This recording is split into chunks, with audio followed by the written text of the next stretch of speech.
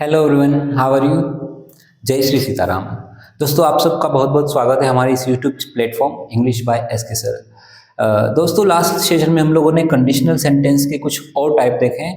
ठीक है, जिसमें हमने बात किया है कि फर्स्ट टाइप हमने देखा है प्रेजेंट इमेजिनरी पोजीशन, जिसमें हम वर्तमान में किसी पद की कल्पना करते हैं। ठीक है, तो उसमें आपको एक स्ट्रक्चर सेंटेंस मिला है जिसका आपको प्रयोग करना है। ठीक है, सेकेंड टाइप ऑफ सेंटेंस हमने देखा है conditional sentence, and that is present imaginary position, जब हम वर्तमान में किसी वस्तु की अपने पास होने की कल्पना करते हैं। काश मेरे पास पैसा होता, काश मेरे पास गाड़ी होती तो मैं ऐसा करता। ठीक है, इस प्रकार से। तो ये सारे जो होंगे आपके प्रेजेंट इमेजिनरी पोजीशन को बताने वाले कंडीशनल सेंटेंस होंगे। इसके बाद आज हम नेक्स्ट टाइप सेंटेंस पढ़ेंगे, एंड दैट इज, ये आपका नेक्स्ट टाइप का रहेगा कंडीशनल सेंटेंस वाला। इसको कहा जाता है future conditional sentences. Future conditional sentences friends, क्या होते हैं ये आपके टाइप थर्ड सेंटेंस कहलाते हैं। और इनमें हम क्या देखते हैं कि हम फ्यूचर लिखा है, मतलब हम फ्यूचर में किसी एक्शन की कल्पना करते हैं, है ना। जो भी हम कल्पना करेंगे इट इज अबाउट फ्यूचर, है ना। फ्यूचर के बारे में होगी। किस प्रकार से कि अगर मैं मेहनत करूंगा तो सफल हो जाऊंगा, अगर मैं पढ़ाई करूंगा तो एग्जाम पास कर लूंगा, अगर मैं घर आऊंगा तो आपसे मिलूंगा। इस टाइप के सेंटेंस में आप देख सकते हैं कि जो दोनों हम कल्पना कर रहे हैं, कल्पना तो हो रही है, लेकिन हम कल्पना देख सकते हैं कि दोनों कल्पनाएं जो हो रही है, आपका सबऑर्डिनेट क्लॉज और आपका प्रिंसिपल क्लॉज, दोनों जो है फ्यूचर की ओर इंडिकेट कर रहे हैं। फ्यूचर की बात करें कि अगर मैं फ्यूचर में ऐसा करूंगा तो ऐसा होगा, अगर ऐसा करूंगा तो ऐसा होगा, लाइक दैट। ठीक है, ये हमारी क्या है, कल्पना है। तो इसमें आपको किस प्रकार से स्ट्रक्चर दिखेगा, तो देखो, बात तो दोनों जो सेंटेंस है हमारे फ्यूचर में आ रहे हैं। ठीक है, अगर मैं पढ़ाई करूंगा तो एग्जाम पास कर लूंगा, दोनों फ्यूचर के हैं। लेकिन इनको हम कंडीशनल सेंटेंस में कैसे इसका स्ट्रक्चर बनाते हैं, इसको हम देखेंगे। ठीक है, तो इसका स्ट्रक्चर कुछ इस प्रकार से होता है ना। स्ट्रक्चर देखेंगे। ठीक है, तो जिस पार्ट में हम, है ना, जिस वाले क्लॉज में या सबऑर्डिनेट क्लॉज होता है जो आपका, जिसमें हम कोई कंडीशन रखते हैं, जिसमें हम कोई शर्त रखते हैं, उसका फॉर्मेशन हम करते हैं प्रेजेंट इंडेफिनेट में, प्रेजेंट इंडेफिनेट टेंस में। ठीक है, और इसके साथ में हम कंजंक्शन क्या यूज करेंगे, आप जानते हैं ऑलरेडी, इफ, अनलेस, प्रोवाइडेड। ठीक है, इस प्रकार के कंजंक्शन का हम प्रयोग करेंगे। ये होगा आपका क्या, सबऑर्डिनेट क्लॉज।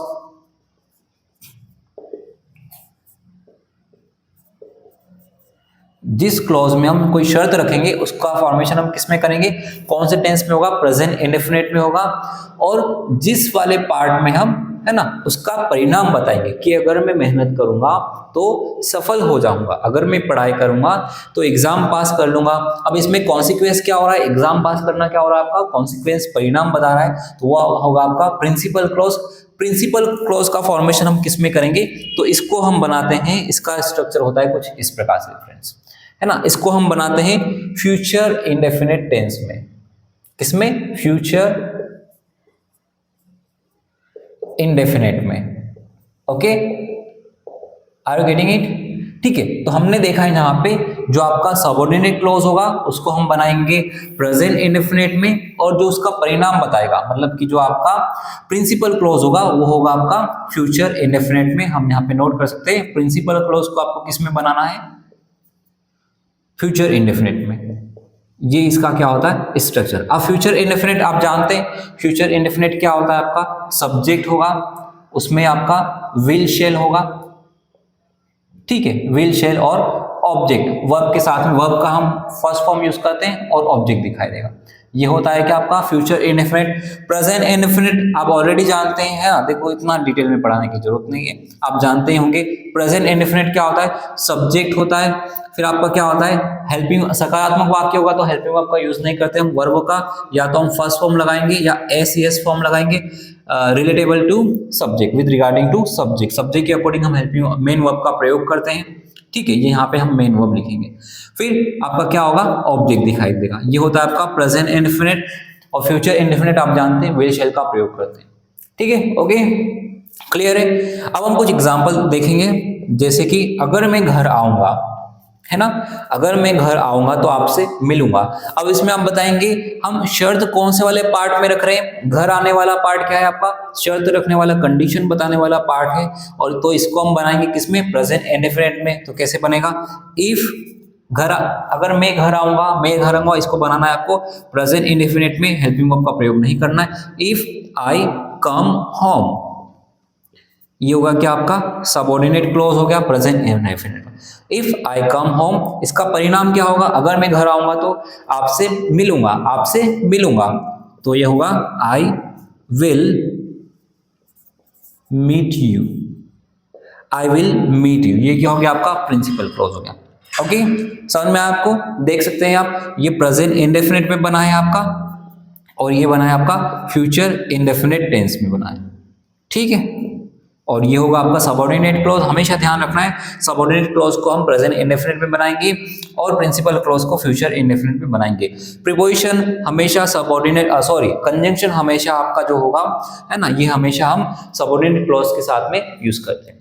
ओके, एक और एग्जांपल आप देख सकते हैं, अगर मैं मेहनत करूंगा तो सफल हो जाऊंगा, है ना। अब इसमें हम देखेंगे कंडीशन कौन से वाले पार्ट में रख रहे हैं हम, मेहनत करने वाले क्या है, कंडीशन क्या रखी कि अगर मैं मेहनत करूंगा, है ना। तो हम इसको कैसे बनाएंगे, if I work hard, if I work hard, ये हो गया आपका सबऑर्डिनेट क्लॉज, कंडीशन रखी है। परिणाम क्या होगा इसका, कॉन्सिक्वेंस क्या होगा, तो उसको हम प्रिंसिपल क्लॉज में डिनोट करेंगे, and that is I will सफल हो जाऊंगा, ठीक है। सफल होने के लिए वर्ब क्या होता है आपका, succeed, I will succeed. Succeed का मतलब होता है क्या, सफल होना, है ना। सक्सीड का मतलब होता है सफल होना, ठीक है, ये वर्ब है। और सक्सेस क्या होता है आपका, देखो यहाँ पे ध्यान से देखेंगे, सक्सेस, सक्सेस होता है आपका नाउन होता है ये, और इसका मीनिंग क्या होता है, सफलता ना। सक्सेस का मतलब होता है सफलता, नाउन होता है। और सक्सीड क्या होता है, सक्सीड होता है आपका मेन वर्ब, मुख्य क्रिया, कोई एक्शन है, और इसका मतलब होता है सफल होना, ठीक है। दोनों वर्ब है, दोनों वर्ड आपको बिल्कुल ध्यान से देखने हैं। ये एक सक्सेस नाउन है सफलता, और सक्सीड मुख्य क्रिया है, वर्ब है, इसका मतलब होता है सफल होना, ठीक है, इंपॉर्टेंट है, ध्यान रखेंगे। ओके, नाउ अब हम बात करें कुछ पीवाईक्यूज की। कुछ पीवाईक्यूज है related to future conditional sentence के, ठीक है। आपको समझ में आया, कोई भी डाउट हो तो आप पूछ सकते हैं, ठीक है। ओके, नोट कीजिए, हम के कुछ पीवाईक्यूज देखेंगे।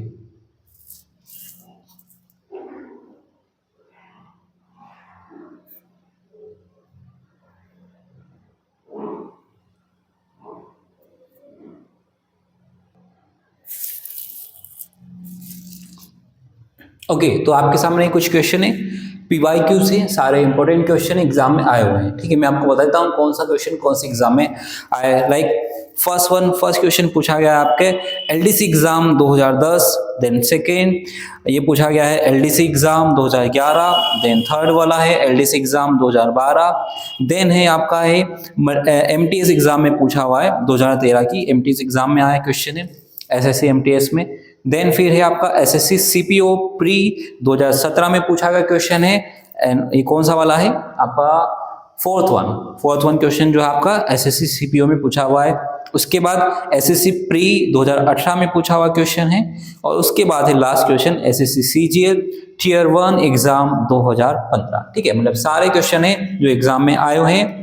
दोस्तों जो कंडीशनल सेंटेंस होते हैं आपके, ये चैप्टर बहुत इंपॉर्टेंट है, बहुत मेजर रोल प्ले करता है, ठीक है। क्यों, क्योंकि इसके क्वेश्चन एग्जाम में पूछे जाते हैं मेनली, है ना। देखो टॉपिक बहुत छोटा है लेकिन ये कंसेप्चुअल चैप्टर है, इसलिए इसके क्वेश्चन एग्जाम में आते हैं, है ना। और कंटिन्यूसली आ रहे हैं, ठीक है। हर एग्जाम में बैक टू बैक पूछे जाते हैं, किसी न किसी एग्जाम में आपको डेफिनेटली इस टाइप के क्वेश्चन मिलेंगे, ठीक है। मोस्टली ये पूछे जाते हैं आपको सेंटेंस इंप्रूवमेंट में, सेंटेंस इंप्रूवमेंट में और डिटेक्ट द एरर फाइंड करने में पूछे जाते हैं। मैंने ये सभी एरर वाले ही क्वेश्चन है, मैंने आपको डायरेक्ट नोट डाउन करवाए हैं, ठीक है। बाकी इसमें आपको क्या बताना है, कौन से वाले पार्ट में एरर है, पर हम यहाँ पे क्या प्रैक्टिस करेंगे, एरर डिटेक्ट करने के साथ साथ में हम उसको करेक्ट भी करेंगे। ये अच्छा तरीका है क्वेश्चन को डीपली अंडरस्टैंड करने का, ठीक है। देखेंगे आप लोग थोड़ा सा ट्राई कीजिए।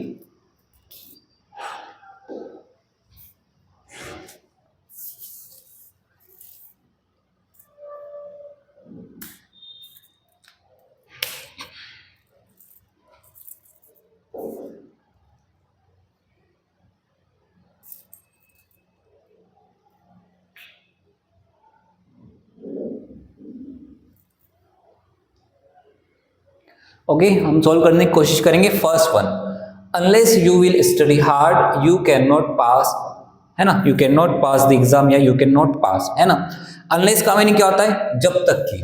अनलेस होता है जब तक कि आप मेहनत नहीं करेंगे, है ना, जब तक आप मेहनत वाली पढ़ाई नहीं करेंगे या पढ़ाई में परिश्रम नहीं करेंगे, ठीक है, जब तक आप मेहनत में या पढ़ाई में मेहनत नहीं करेंगे तब तक क्या नहीं होगा, आप पास नहीं होंगे।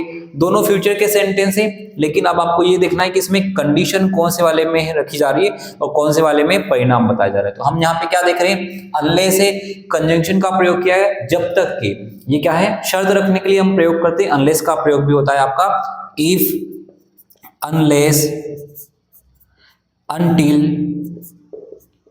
when, ठीक है, ये सारे जो शब्द होते हैं ये कंजंक्शन है, किस लिए प्रयोग करते हैं, शर्त रखने के लिए हम इनका प्रयोग करते हैं, है ना, कि जब तक कि आप ये नहीं करोगे ऐसा नहीं होगा, जब तक आप नहीं आओगे हम ये नहीं करेंगे। ये सब क्या है, आपका टाइम डिनोट और एक्शन डिनोट करते हैं, है ना, कंडीशन रखने के लिए। फर्स्ट वन, अनलेस, जब तक कि आप मेहनत नहीं करेंगे, तो कंडीशन कौन से वाले पार्ट में रखी जा रही है, इस वाले पूरे पार्ट में हम क्या रख रहे हैं, कंडीशन, शर्त रख रहे हैं। तो हम जानते हैं शर्त वाले पार्ट को किसमें बनाना है, आपको प्रेजेंट इंडेफिनिट में बनाना है, ना कि फ्यूचर में बनाना है, ठीक है। तो इसमें से आपको प्रेजेंट इंडेफिनिट बनाने के लिए क्या करना पड़ेगा, विल हटा देंगे। करेक्ट क्या होगा आपका, अनलेस यू स्टडी हार्ड, जब तक आप मेहनत नहीं करेंगे, you can not pass the exam, आप एग्जाम पास नहीं कर सकते या नहीं करेंगे। अब कैन आप देख रहे हैं हमने कि जो रिजल्ट वाला पार्ट होता है उसमें हम विल का प्रयोग किया है। अभी हमने रूल क्या लिखा है कि जो प्रिंसिपल क्लॉज होता है उसको हम फ्यूचर इंडेफिनिट में बनाएंगे। तो यहाँ पे हम कैन कैसे करेक्ट कर रहे हैं, तो भैया जो आपके मॉडल होते हैं कैन, कुड, मे, माइट, है ना, ये सब भी क्या होता है, ये it is these are also a type of future indefinite tense, ये भी फ्यूचर इंडेफिनिट टेंस का ही प्रकार होते हैं। मॉडल आपका अलग से कोई चैप्टर नहीं है, ये फ्यूचर इंडेफिनिट ही कहलाते हैं, ठीक है। जैसे विल शेल भी आपके मॉडल भी कहलाते हैं और आपका फ्यूचर इंडेफिनिट के हेल्पिंग वर्ब भी होते हैं, ठीक है। तो ये आपका फ्यूचर इंडेफिनिट टेंस ही है, इसलिए करेक्ट है। सारे मॉडल जो होते हैं आपके फ्यूचर को डिनोट करते हैं, है ना, इसको हम डिटेल में कभी स्टडी करेंगे। Second, we shall go out if it will not rain, ठीक है। अब हम देखेंगे क्या है, अगर बारिश नहीं होगी तो हम बाहर जाएंगे, अगर बारिश नहीं होगी तो हम बाहर जाएंगे।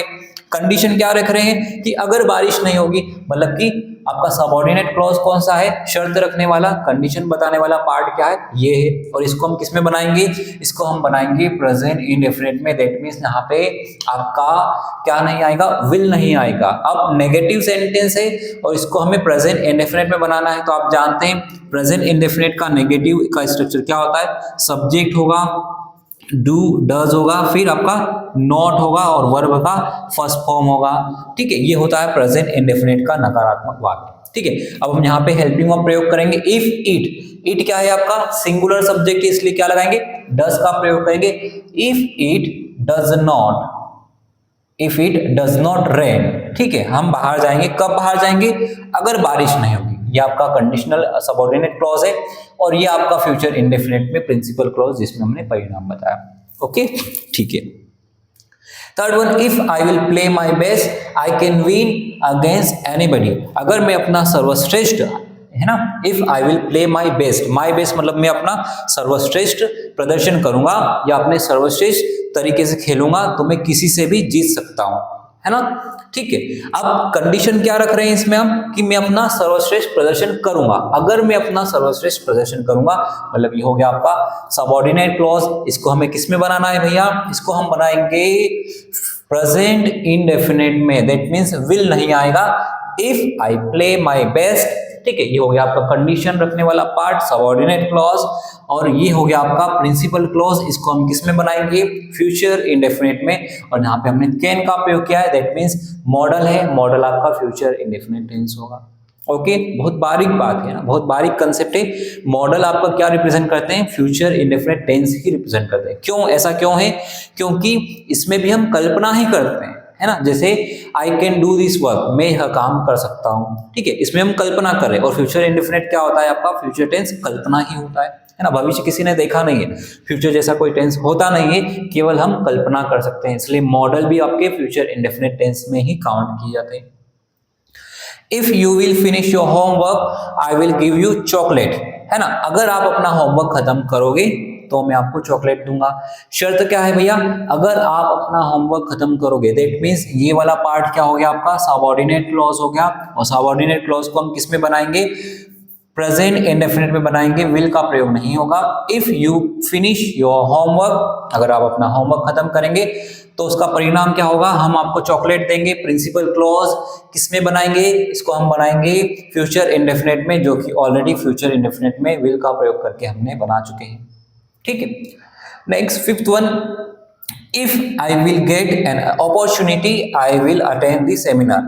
अगर मुझे अपॉर्चुनिटी मिलेगा, मतलब मौका मिलेगा, है ना, अगर मुझे मौका मिलेगा तो मैं सेमिनार अटेंड करूंगा, है ना। शर्त क्या है, अगर मुझे मौका मिलेगा, इसमें क्या बता रहे हैं, कंडीशन रख रहे हैं, शर्त रख रहे हैं कि अगर मुझे मौका मिलेगा तो मैं सेमिनार अटेंड करूंगा। मतलब ये आपका क्या हो गया, सबऑर्डिनेट क्लॉज हो गया। इसको हम किस में बनाएंगे, इसको हम प्रेजेंट इंडेफिनिट में बनाएंगे, विल नहीं होगा। If I get an opportunity, अगर मुझे मौका मिलेगा तो मैं सेमिनार अटेंड करूंगा, इसको हम बनाएंगे फ्यूचर इंडेफिनिट में, जो कि करेक्ट है। देखो भाई, आपको है ना केवल क्लॉज पहचाने कि किस वाले पार्ट में शर्त रखी जा रही है, किस वाले स्टेटमेंट में उसका परिणाम बताया जा रहा है। ठीक है, अगर आप पहचान करना सीख गए तो आप बिल्कुल इजीली इसको करेक्ट कर लेंगे। ठीक है, क्योंकि आप जान गए कि जिसमें शर्त रखना है उसको प्रेजेंट इंडेफिनिट में लिखना है, और जिसमें हम परिणाम बताएंगे उसको हम फ्यूचर इंडेफिनिट में लिखेंगे। ठीक है, 6.1, he will revise it when he is come back. देखो, है ना, वह रिवाइज करेगा, है ना, वह चैप्टर रिवाइज करेगा। कब रिवाइज करेगा, जब वह वापस आ जाएगा। ठीक है, इसमें शर्त क्या रखी है कि जब वह वापस आ जाएगा तब वह चैप्टर रिवाइज करेगा। मतलब सबऑर्डिनेट क्लॉज क्या है, जिसमें हम कंडीशन रख रहे हैं, ये वाला आपका क्या है, शर्त रखने वाला वाक्य है। तो इसको हम किसमें बनाएंगे, इसमें ना तो इज आएगा, ना आर आएगा, ना एम आएगा, ना वॉज आएगा, ना विल आएगा, ना शेल आएगा। सिंपली इसको हम प्रेजेंट इंडेफिनिट में बनाएंगे।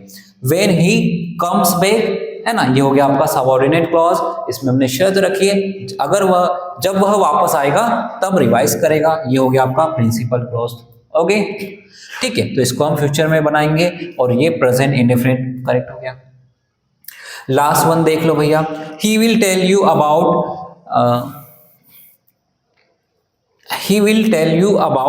The crime when he will come back. इसमें क्या लिखा हुआ है कि वह तुम्हें क्राइम के बारे में बताएगा, है ना, वह तुम्हें क्राइम के बारे में बताएगा। कब बताएगा, जब वह वापस आ जाएगा। सेम थिंग है भैया, जब वह वापस आ जाएगा, दैट मीन्स हम इसमें शर्त क्या रख रहे हैं, है ना, कि जब वह वापस आ जाएगा तब क्राइम के बारे में बताएगा। ठीक है, तो ये वाला हो गया आपका शर्त वाला वाक्य। और इसको हम किस में लिखेंगे, इसको हम लिखेंगे सबऑर्डिनेट क्लॉज है आपका, दैट मीन्स ये आपका जाएगा प्रेजेंट इंडेफिनिट में। क्या बनेगा, व्हेन ही कम बैक। अच्छा भैया, आप मुझे यहाँ आप ये बताओ, प्रेजेंट इंडेफिनिट में ही कम होगा या ही कम्स होगा? तो आप बोलेंगे सर ही कम्स होगा, क्योंकि अगर आपका सब्जेक्ट क्या है, सिंगुलर सब्जेक्ट है, तो वर्ब हम क्या लगाएंगे, अगर आपका सब्जेक्ट सिंगुलर है तो वर्ब में हम एस यस का प्रयोग करेंगे। कम नहीं होगा, कम्स होगा। ये हो गया आपका सबऑर्डिनेट क्लॉज हो गया, है ना। व्हेन ही कम्स बैक, इसका परिणाम शर्त क्या है, जब वह वापस आएगा तो क्या करेगा, परिणाम है he will tell you about the crime, तब वह आपको क्राइम के बारे में बताएगा। दैट मीन्स ये हो गया आपका प्रिंसिपल क्लॉज, जो कि फ्यूचर इंडेफिनिट में होगा और ऑलरेडी फ्यूचर इंडेफिनिट में प्रेजेंट है। ओके, तो ये था आज आपका फ्यूचर कंडीशनल सेंटेंस। नेक्स्ट जो लास्ट सेशन बचा हुआ है, एक लास्ट टाइप का कंडीशनल सेंटेंस बचा हुआ है, that is past conditional sentence. उसको हम नेक्स्ट लेक्चर में कंटिन्यू करेंगे। Till then keep reading. Thank you so much.